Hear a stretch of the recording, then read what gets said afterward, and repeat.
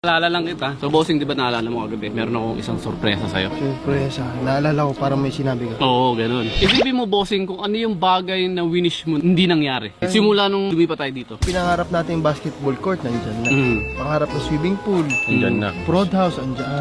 Kotse, bagong kotse, nandiyan na. Bagong kotse, Yung andyan. platform natin dito. Oo, yung si Mr. Beast. Yun! Ayun. Sakto, bossing. So, isa yun sa bucket list mo na hindi natupad. Ngayon, boy, dahil syempre mahal na mahal kita, bigan, kumpare, kapatid.